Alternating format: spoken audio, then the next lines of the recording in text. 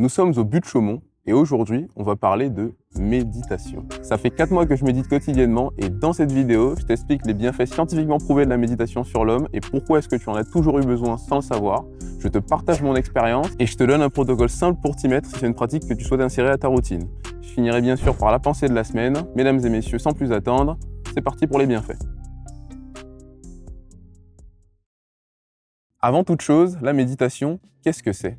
Selon ChatGPT, la méditation, c'est le fait d'entraîner son attention pour cultiver un état de calme, de clarté mentale et de présence. Elle implique généralement de diriger volontairement son esprit vers quelque chose de précis, tout en apprenant à ne pas se laisser emporter par les pensées automatiques. Alors t'es bien gentil ChatGPT, mais il y a une définition que j'aime beaucoup et que je trouve beaucoup plus simple. La méditation est une gymnastique de l'esprit dont le but est de nous apprendre à vivre dans l'instant présent. Il existe plusieurs types de méditation, mais nous ne parlerons ici que de pleine conscience puisque c'est celle que je pratique quotidiennement. Comme d'habitude, tu retrouveras en description tous les liens des études sur lesquelles je m'appuie pour réaliser cette vidéo. Ceci étant dit, que dit la science sur la méditation ?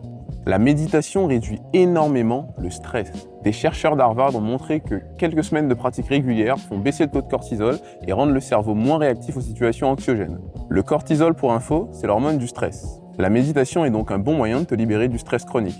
La méditation améliore le sommeil. En faisant baisser le cortisol et en favorisant la mélatonine, la méditation aide à s'endormir plus vite et à avoir un sommeil plus réparateur. Des analyses récentes sur la pleine conscience montrent une amélioration de la qualité de sommeil sur les néo-méditants. La méditation protège de l'anxiété et de la dépression. Plusieurs essais aléatoires montrent que la pleine conscience réduit les symptômes d'anxiété de façon comparable à certains traitements médicamenteux chez pas mal de personnes. Elle diminue aussi le risque de rechute dépressive. C'est pas magique, mais c'est un outil à ne pas négliger. La méditation améliore la concentration et la mémoire.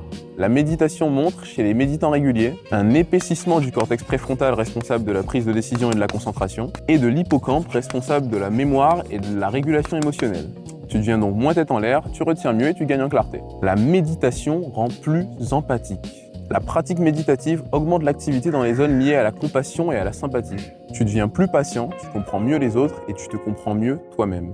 La méditation réduit la tension artérielle. Elle réduit aussi certains marqueurs d'inflammation, ce qui protège le cœur à long terme. Maintenant que tu sais pourquoi ça vaut le coup, il est temps pour moi de te partager mon expérience sur le sujet. 4 mois de méditation, ça donne quoi ? Ça fait 4 mois que je médite quotidiennement et cette pratique a complètement changé ma vie. J'ai découvert la méditation à une période où j'étais stressé, j'étais esclave de mes pensées, je faisais des montagnes russes émotionnelles et qu'importe ce que j'accomplissais, j'étais jamais content de moi. Au début, je méditais que 5 minutes le matin, de temps en temps, en écoutant des vidéos de méditation guidée sur YouTube. C'était assez agréable et ça me faisait des petites réinitialisations émotionnelles. Puis je m'y suis mis plus sérieusement en suivant les méditations guidées de l'application Petit Bambou. Ça a été suffisant pour me faire découvrir un nouvel état de conscience. Ça ne durait que 10 minutes, mais pendant ces 10 minutes, j'étais à l'écoute de ce qui se passait à l'intérieur de mon corps. J'ai rapidement appris à filtrer mes pensées de manière à conserver que les positives, mon stress a disparu et j'ai retrouvé une stabilité émotionnelle. Dans l'euphorie de ces premiers résultats, j'ai installé une pratique quotidienne le midi avant de manger en augmentant petit à petit la durée des séances. La pratique quotidienne m'a fait comprendre que nous sommes beaucoup plus que nos pensées. Elle m'a fait découvrir une créativité que je ne soupçonnais pas. La méditation m'a fait rencontrer mon âme. Voici ce que la science ne nous dit pas. La méditation ouvre la porte de la spiritualité.